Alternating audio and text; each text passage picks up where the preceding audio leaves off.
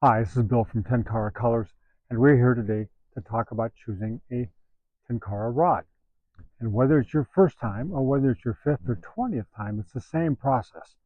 How you go about deciding what rod is going to work best for the kind of fishing you do. For one thing, choosing a rod, you have lots of choices. More than conventional fly fishing, I think I've got a bigger quiver because the rods are so uniquely different in their different lengths and flexes and so on, and different applications. So we have to start somewhere. Where you start your choice of a rod is determining what kind of water you fish, how you fish, what you are targeting.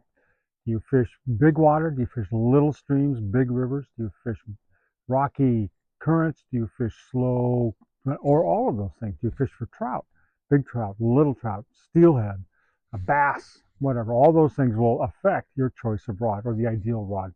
Choosing a rod, you also want to think about how easy it is to pack. If you go backpacking, if you want to travel and pack it away, if you just want to keep one in your car, and whether that's important to you or not. And of course, the other consideration is always the price versus value, what you're willing to pay for what you get. And there is a wide range. I have rods that I bought for much less than $50 and rods that I bought for 10 times that amount. And to tell you the truth, I have a hard time figuring out if I can really justify spending that much money on a rod, but it's my favorite rod, so there you are. If you're shopping for Tenkara rods, you're going to find perhaps four different categories. There's names for rods. There's Tenkara, which is a general term. We use that to apply to almost any kind of fixed line fishing. But in Japan, there are also rods that are designed for what they call Seiryu fishing, for Keiryu fishing, and for Honryu fishing. And we'll go into each of those four types of rods in a moment.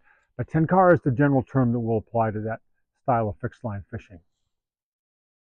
All of the rods that we call Tenkara rods collapse. They're made of individual sections that nest together that can be extended or collapsed. Tenkara flex is measured as a ratio, the stiffest being 8 to 2, and the softest, which you'll find in some rods, is 4 to 6. Most rods are in the 7.3, 6.4, especially Tenkara rods. You may find that you prefer a specific flex characteristic over another. You may also find that depending on how you're fishing, some flex characteristics are better than others. But that's part of what you're going to discover as you become a better and better fisherman. You just have to be part of this, don't you? Yes, you do. Some rods are also zoom rods. In other words, you can fish it at one length, extend it, and fish it another length, sometimes a third length, even a fourth length.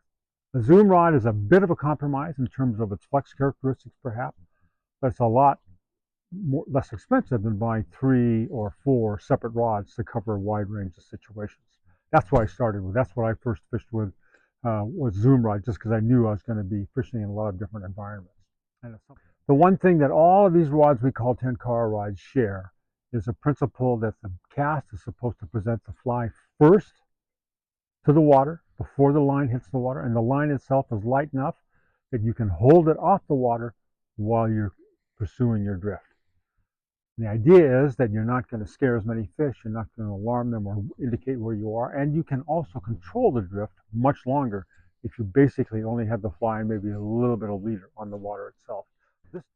This for me is the primary reason for fishing Tenkara style, that control of the flies, control of the line.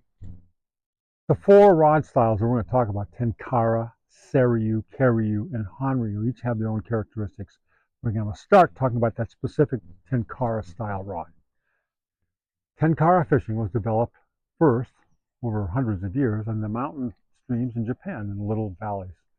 Sometimes different styles of Tenkara in different valleys as the local fishermen find out what worked best for them and passed along knowledge and so on. But the basic Tenkara rod is right now in the marketplace is probably 12 feet. Typical flex is 6.4. That's that moderately slow, fast, slow, right in between. I'd say it's a very moderate flex characteristic. You use line lengths where the total line, including the tippet, about 3 feet of tippet, is perhaps a bit longer than the rod, but not much. It helps you control the fly, control the drift, land fish in fast water. For those traditional Japanese fishermen fishing in really high gradient, swift water, rocks and pools and short drifts, and fish that have to feed opportunistically. They don't see big hatches. They have to eat whatever comes along. You use soft tackle wet flies, sometimes a floating fly. Those soft tackle wet flies, depending on their tide, sometimes also fish on the surface. But basically, you're fishing in the very top of the water column, top 6 inches or so, to fish in that Tenkara style. And that's what those rods are designed for, is to make that kind of cast, fly first, moderate length of line, and to manipulate, keep the fly in that top. And there's not dead drift necessarily. Sometimes you try all things. Sometimes there's a little pulse, which can be a deadly technique. The second type of rod is Seiryu, and it's also a mountain stream rod meant to fish some of the same water that Tenkara fishes, but typically where you've got a slower, flatter, where you have to make a more delicate presentation and want to keep a little further away from the fish perhaps. Seiryu was developed for that. Longer rods, 13, 14, 15 feet, capable of using very light lines, but of also fishing even a beadhead nymph. I really like the flex characteristics. These are soft, 5.5 or even 4.6 in flex characteristic. The spring creeks and that kind of fishing, that would be my setup for a spring creek with Tenkara gear, is Seiryu. Keiryu describes tributary water, lower down, lower than the headwaters types of fishing, still mountain streams, still moving pretty quickly, but broader water, longer casts. Still boulders and structure in the water that you can use, but you've got more intervening streams. So, not surprisingly, Keiryu rods are somewhat longer. And because of those characteristics where you want control of your fly, Keiryu rods are also stiffer, 7.3, even 8.2. So they're meant to have a stiff butt and a fairly sensitive tip, which is ideal for Euro-style nymphing. The fourth type of rod is called Honryu, and it's a reference to the main stem of a river. When it gets down to lower elevations, moving slower, there's some very deep parts, very little that's shallow, very little in the way of surface obstructions or easy structure to fish around. They're also meant to handle bigger fish.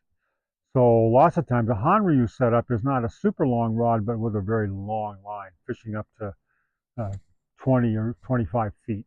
And with weight, they're meant to cast weight, more than even a Keiryu rod. So that's, as I said, there are a lot of variations in Tenkara style rods, fixed line rods, in terms of their flex and so on. Most now are designed to cast level lines, which is monofilament fluorocarbon or nylon. And the Japanese gauges run from 2 on the very lightest side up to about 4 on the heavier side. Starting off, you probably want to use 3.5.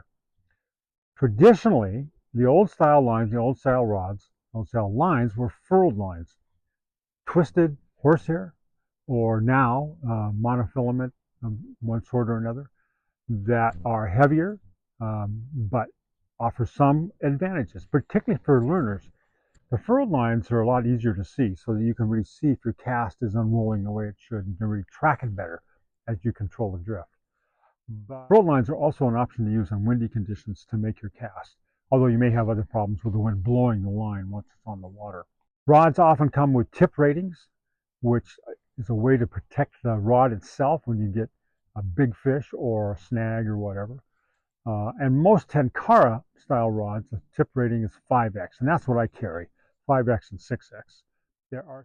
As a summary, I would suggest for anybody getting their first rod to get a Tenkara rod, 12 foot probably, 6.4 flex, set it up with about a little bit more than the line's length of line, including tippet, 3 feet of tippet. So a 12-foot rod, you may have a 10 feet of line plus 3 feet of tippet.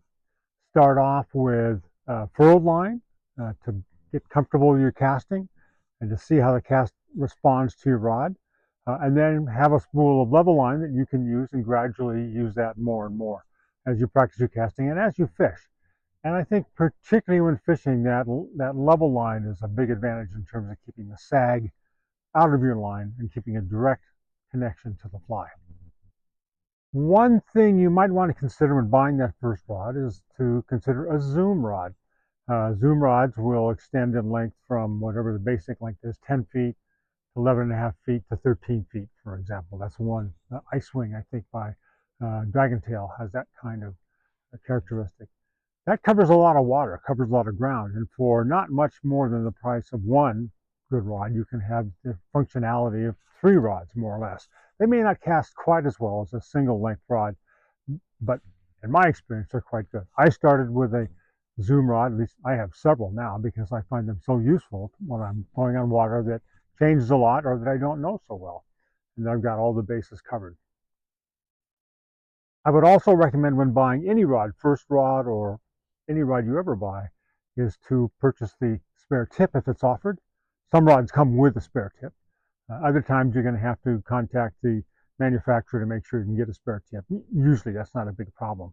And it can save a fishing trip if you've got your spare tip with you in the occasional event of breaking a tip section. They're very fine, very thin, they're easily broken, especially when you're not really paying attention to it. Like the time that I've typically broken tips is when I'm doing something with a lily and then putting pressure on that last little section of the tip itself.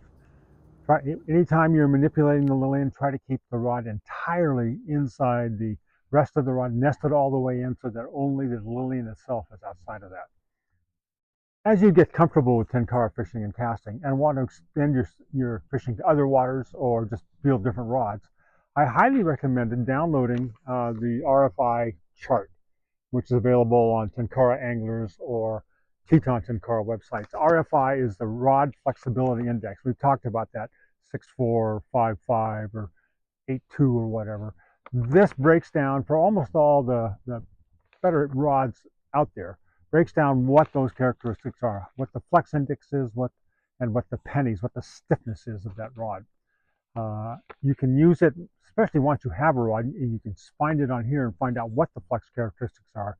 You can use that as a guide to another rod you want that has similar or different characteristics, either one. Anyway, I think it's a really valuable tool. And the thing I tell any fisherman beginning or been fishing for a while or whatever, even old timers, practice really does make perfect. And you've got to, the more you spend time practicing, the better your fishing is going to be. Now, practice can be in your driveway, especially with tenkara, in a park. It can also be while you're actually fishing. If you use that time to think about the cast itself, not just the fish, but use that as a way to really get feedback on how your fishing is going, what your technique is. The other thing I recommend in terms of practice mentality is to practice often, but practice short. Work on one thing at a time.